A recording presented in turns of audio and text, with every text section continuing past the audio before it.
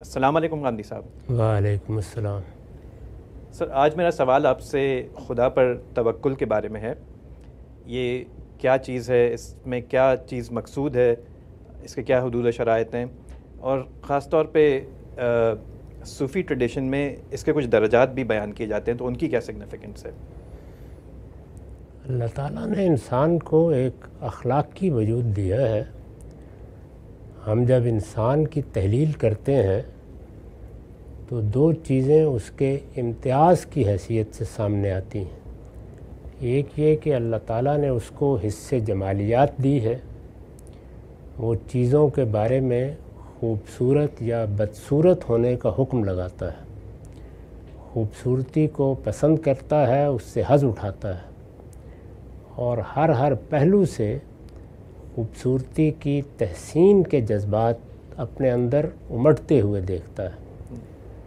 دوسری چیز اس کا حادثہ اخلاقی ہے، یعنی وہ چیزوں کے بارے میں یہ فیصلہ سناتا ہے کہ یہ چیز اچھی ہے، یہ چیز بری ہے، جھوٹ ایک بری چیز ہے، سچائی ایک اچھی چیز ہے۔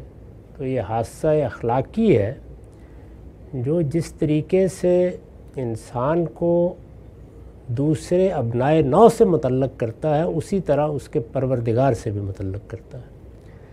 ہم جسے اخلاق کہتے ہیں وہ کیا ہے؟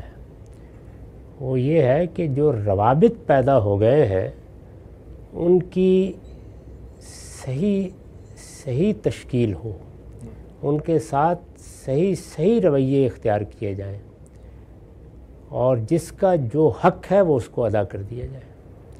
یہ عدل، احسان، جتنی تعبیرات ہیں وہ اگر اخلاقیات میں بنیادی تعبیرات بن گئی ہیں تو اسی لیے بن گئی ہیں کہ ہمارے باہمی رویوں میں سب سے زیادہ اسی کی ضرورت ہوتی ہے کہ ہم عدل سے بات کریں، انصاف سے بات کریں، اور کسی حال میں اس کا دامن ہاتھ سے نہ چھوڑیں۔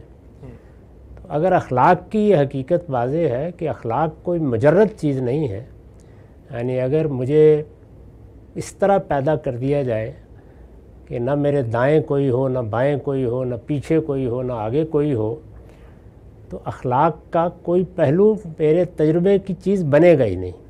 اسی وقت بنتا ہے جب اعزاء ہیں، اقربا ہیں، رشتہ دار ہیں، تعلق والے ہیں، دوست ہیں، میں کہیں کاروبار کرنے جاتا ہوں، وہاں معاملات پڑتے ہیں، اب یہ ضرورت پیدا ہوتی ہے کہ میں کسی کی حق تلفی نہ کروں، میں کسی کی جان مال آبرو کے خلاف زیادتی نہ کروں۔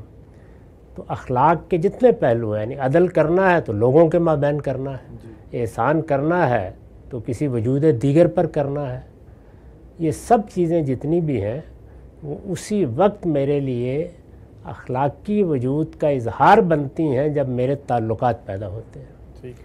تو اس میں جد و جہد کا میدان، جس میں انسان کو چیزیں دیکھنی بھی ہیں، پرکھنی بھی ہیں، ان کے اندر بھی اترنا ہے، اس سے اپنے لیے سہولتیں بھی پیدا کرنی ہیں، رزق کے مواقع تلاش کرنے ہیں۔ انسان یہ جانتے ہیں آپ کہ اس میں اپنی جان جوخم میں ڈال دیتا ہے، اس کو بھوک لگتی ہے، پیاس لگتی ہے، اس کی جنس کی ضرورتیں ہیں، اور بے شمار چیزیں جو انسان کے اندر رکھی ہوئی ہیں۔ وہ راحت کی تلاش کرتا ہے، اپنے لیے تفوق چاہتا ہے، برتری چاہتا ہے، دولت چاہتا ہے، اقتدار چاہتا ہے۔ ان سب کے لیے ایک جد و جہد کا میدان بنتا ہے۔ تو جد و جہد کا یہ میدان ظاہر ہے کہ دو چیزوں پر کھڑا ہے۔ ایک یہ کہ اس کو ہر مرحلے میں اس کا خیال رکھنا ہے کہ وہ کسی اخلاقی حد کی خلاف ورزی نہ کرے، یعنی انسانوں کے ساتھ ہمارے تعلق کا اصلی امتحان یہی ہے، کسی چیز سے نہیں روکا گیا۔ کوئی دولت کو آخری درجے میں کمانے کو ہدف بناتا ہے تو جس طرح کہ میں نے بارہا بتایا کہ قرآن تو اس کو طلب خیر کہتا ہے، فضل خداوندی کی تلاش کہتا ہے۔ یعنی سورہ مزمل میں یہ کہا ہے کہ جو لوگ فضل خداوندی کی جد و جہد میں شب و روز مصروف ہیں، وہ کوئی 2 رکعتیں پڑھ لیں وہ بھی کافی ہے۔ تہجد کے بارے میں وہاں اللہ تعالیٰ نے یہ اسلوب اختیار کیا ہے، دیکھیے اس کو نکال کے۔ تو اتنی بڑی چیز ہے یہ، لیکن امتحان کیا ہے؟ کیا انسان بے مہار بھاگ کھڑا ہوگا؟ یعنی اس کو ہر مرحلے پر یہ کوشش کرنی ہے کہ مجھ سے کوئی اخلاقی لحاظ سے غلط کام نہ ہو جائے، میں کسی کے ساتھ کوئی زیادتی نہ کر دوں، میں کسی کا حق تلف نہ کر دوں۔ اسی کو قرآن مجید نے قیام بالقسط کے الفاظ سے بیان کیا اور یہ کہا کہ سچائی کی گواہی دو، صحیح بات کرو اور قائم بالقسط رہو، یعنی انصاف پر قائم رہو، اگرچہ تمہیں اپنے اعزا اقربا، والدین اور خود اپنی ذات کے خلاف کوئی بات کرنی پڑ جائے۔ اور دشمنوں کے بارے میں بھی یہ کہا کہ اگر ان کے معاملے میں بھی کوئی بے انصافی کی بات کرو گے تو یہ اللہ کی اس ہدایت کے خلاف ہے، تمہیں دشمنی بھی اس پر آمادہ نہ کرے کہ تم بے انصافی کی کوئی بات کرو۔ اعدلوا هو اقرب للتقوی، یہ بندوں کے ساتھ ہمارے تعلق پر اللہ کی نگرانی ہے کہ کسی حال میں اخلاق کی حدود کی خلاف ورزی نہ ہو۔ اب یہاں جو جدوجہد بھی ہم کریں گے وہ انسان کی فطرت کے لحاظ سے صلہ اور نتیجہ چاہتی ہے، اور صلہ اور نتیجہ وہ کسی قانون کا پابند نہیں رکھا گیا یہاں، یعنی ایسا نہیں ہے کہ آپ کو پیمانے بنا کے دے دیے گئے ہیں کہ یہ آپ نے کیا تو اس کا یہ نتیجہ نکل آئے گا۔ یعنی جدوجہد اتنی کامیاب ہو سکتی ہے کہ آپ کی جدوجہد اور اس کے نتیجے میں کوئی مناسبت ہی نہ ہو، یعنی انسان نے کوشش تو کی ہے رائی برابر اور نتیجہ پہاڑ نکل آیا، اور اسی طریقے سے ساری زندگی انسان کوشش کرتا ہے لیکن کوئی نتیجہ سرے سے نکلتا ہی نہیں۔ تو چونکہ امتحان کی اس دنیا میں آپ کو اخلاقی حدود پر رہنا ہے، یہ ایک پہلو ہوا، اور دوسری جانب یہ کہ انہی رشتوں میں آپ کے اخلاقی وجود کا تقاضا یہ ہے کہ آپ اپنے پروردگار کو بھی اپنے رشتوں میں سب سے بڑے رشتے کے طور پر پہچانیں۔ یعنی ماں اور باپ تو سامنے پڑے ہوئے ہیں، پشت پر وہ کھڑا ہے جو اس کائنات کا خالق ہے، اس کے ساتھ ہمارے جو تعلقات کی بنیادیں بیان ہوئی ہیں وہ قرآن مجید نے کبھی شکر سے ان کو تعبیر کیا ہے، کبھی رضا سے تعبیر کیا ہے، کبھی تسلیم سے تعبیر کیا ہے۔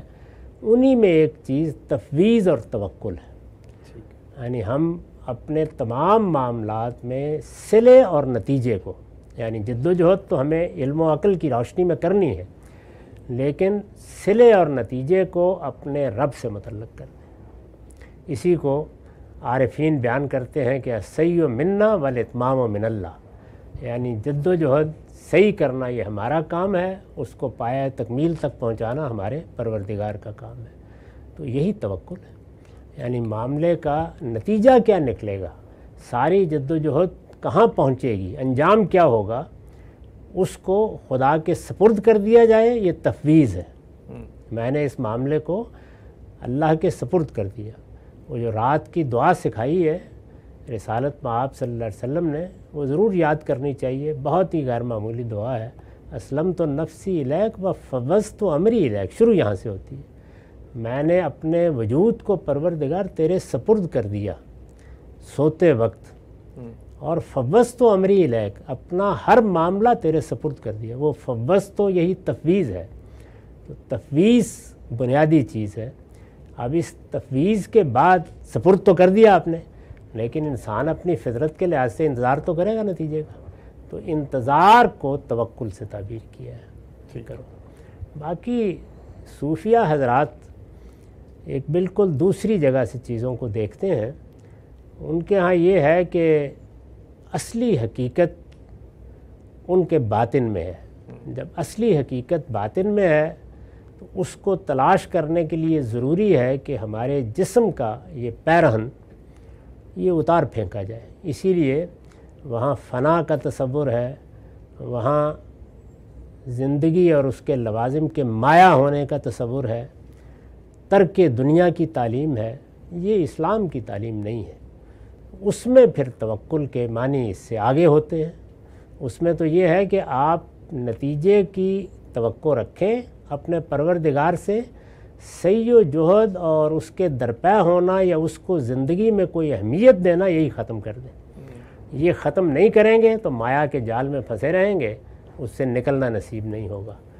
چنانچہ وہ پھر اس طرح کی تعلیم بھی دے دیتے ہیں کہ گھر میں کچھ بھی نہ رکھو، اور پھر جب خیال ہوتا ہے کہ گھر میں اگر 10 دینار بھی نہ ہوئے یا 10 درم بھی نہ ہوئے تو چور مایوس ہو کے چلا جائے گا، تو کہتے ہیں اتنے سے رکھ لو۔ تو وہاں اخلاقیات اس طرح سے ہے۔ اسلام میں ایسی چیز نہیں، اسلام میں یہ ہے کہ آپ پوری قوت کے ساتھ جدوجہد کریں، دولت کمائیں، اقتدار کی طلب میں جائیں، جو جی چاہے کریں، بس اخلاقی حدود کی انسانوں کے بارے میں پابندی کریں، اور اللہ کے بارے میں اخلاقیات کا تقاضا یہ ہے کہ صلے اور نتیجے کو تفویض اور توکل کے اصول پر اپنے رب کے سپرد کر دیں۔ بہت شکریہ سر، بہت خوبصورتی کے ساتھ آپ نے اس کو ایکسپلین کیا۔